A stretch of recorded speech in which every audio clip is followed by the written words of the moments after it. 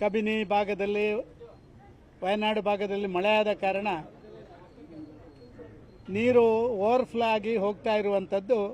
ನಾವು ಕೊಡಬೇಕಾದಂಥ ನೀರನ್ನು ವರುಣನೇ ದೇವರ ಕೊಟ್ಟ ಹಾಗೆ ಆದ ಕಾರಣ ಸ್ವಲ್ಪ ಮಟ್ಟಿನ ನಮ್ಮ ಆ ಒಂದು ಏನು ಗಂಭೀರತೆ ಐತೆ ಅದು ಕಡಿಮೆ ಆಗಿದೆ ಅಂತ ನಾನು ಭಾವಿಸ್ತಾ ಇದ್ದೇನೆ.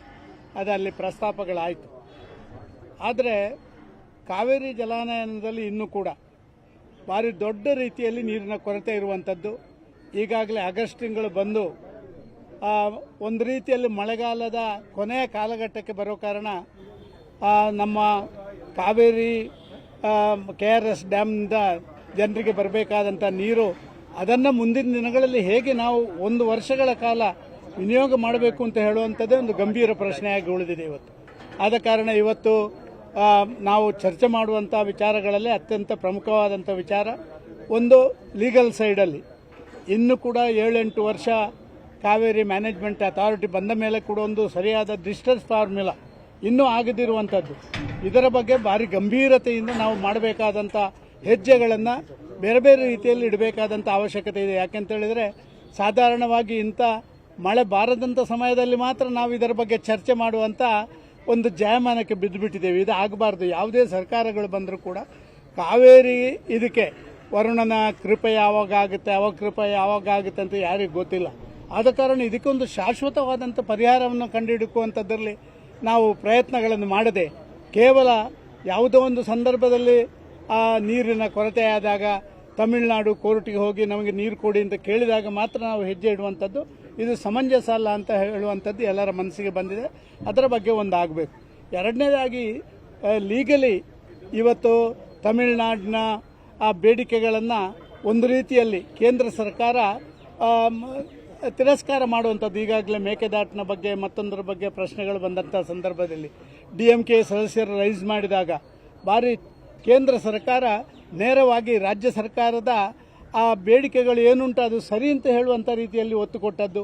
ಸುಪ್ರೀಂ ಕೋರ್ಟು ಇದಕ್ಕೆ ಪೂರಕವಾದಂಥ ಅವರದೇ ಜಾಗದಲ್ಲಿ ಅವರೇ ಆ ನೀರಿಗೆ ಶೇಖರಣೆ ಮಾಡುವಂಥದ್ದಕ್ಕೆ ನಿಮಗೆ ಯಾಕೆ ತಡೆ ಅಂತ ಪ್ರಶ್ನೆ ಕೇಳುವಂಥದ್ದು. ಇದನ್ನೆಲ್ಲವನ್ನು ಅತ್ಯಂತ ಗಂಭೀರವಾದಂಥ ಚರ್ಚೆಗಳನ್ನು ಇವತ್ತು ಮಾಡುವಂಥದ್ದನ್ನು ಮಾಡ್ತಾ ಇದ್ದಾರೆ. ಗಂಭೀರ ಚರ್ಚೆಗಳನ್ನು ಮಾಡ್ತಾ ಇದ್ದೇವೆ. ಮುಂದಿನ ಬರುವ ಮಳೆಗಾಲದವರೆಗೆ ಇನ್ನು ಮಳೆ ಕಡಿಮೆ ಆದಂಥ ಈ ಸಂದರ್ಭದಲ್ಲಿ ನಾವು ಏನು ಮಾಡಬೇಕು ಅಂತ ಹೇಳುವಂಥದ್ರ ಬಗ್ಗೆ ದಿಟ್ಟ ಹೆಜ್ಜೆಗಳನ್ನು ಇಡಬೇಕು ಅಂತ ಹೇಳುವಂಥ ಆಲೋಚನೆಗಳನ್ನು ಮಾಡ್ತಾ ಇದ್ದೀವಿ. ಮೇಕೆದಾಟು ವಿಚಾರದ ಏನಾದರೂ ಸಲಹೆ ಕೊಟ್ಟಿದ್ದೀರಾ? ಅಲ್ಲ, ಮೇಕೆದಾಟು ವಿಚಾರಗಳು ಈಗಾಗಲೇ ಪ್ರಸ್ತಾಪ ಆಗಿದೆ. ಮೇಕೆದಾಟು ವಿಚಾರದಲ್ಲಿ ಕೇಂದ್ರ ಸರ್ಕಾರ ಒಂದು ರೀತಿಯಲ್ಲಿ ಪರೋಕ್ಷವಾಗಿ ಎಲ್ಲ ರೀತಿಯಲ್ಲಿ ಕೂಡ ಕರ್ನಾಟಕದ ಪರವಾಗಿ ಇರುವಂಥದ್ದು ಕಂಡಿದ್ದೇವೆ. ಪಾರ್ಲಿಮೆಂಟ್ನಲ್ಲಿ ಕೊಟ್ಟಂಥ ಉತ್ತರ ಇರಬಹುದು ಅಥವಾ ಮೊನ್ನೆ ಸುಪ್ರೀಂ ಕೋರ್ಟ್ನಲ್ಲಿ ಆ DMK ಸದಸ್ಯರು ಹಾಕಿದಂಥ ಪಿಟಿಷನ್ನ ಮೇಲೆ ಬಂದಂಥ ಚರ್ಚೆಗಳಿರ್ಬೋದು. ಇದೆಲ್ಲವೂ ಕೂಡ ನಮ್ಮ ಪರವಾಗಿದೆ.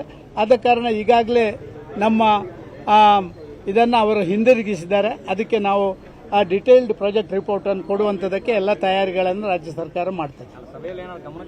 ಗಮನಕ್ಕೆ ತಂದರೆ ಅದು ಚರ್ಚೆ ಆಗ್ತಾ ಇದೆ. The discussion is going on. Due to some other reasons, I am unable to participate further till the end of this discussion. Practically, since last 4 or 5 days, there were good rains in the Wayanad area, and thereby there is a overflow.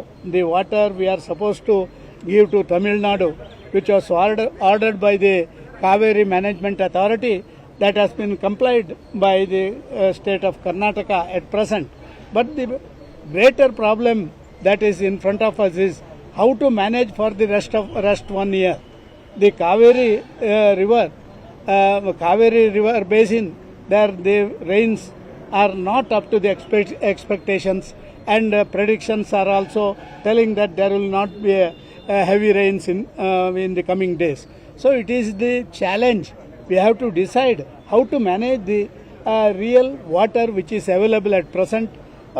But since last 3 or 4 days, some good rains are there even in the Kaveri basin also. So what is your opinion about Vijay coming here to hold talks with the that question you have to ask with our Honorable Chief Minister. He has already said that already that has been postponed. Even he has conveyed that message to Vijay, and after a few days after this issue dies down, then there will be a discussion with Vijay.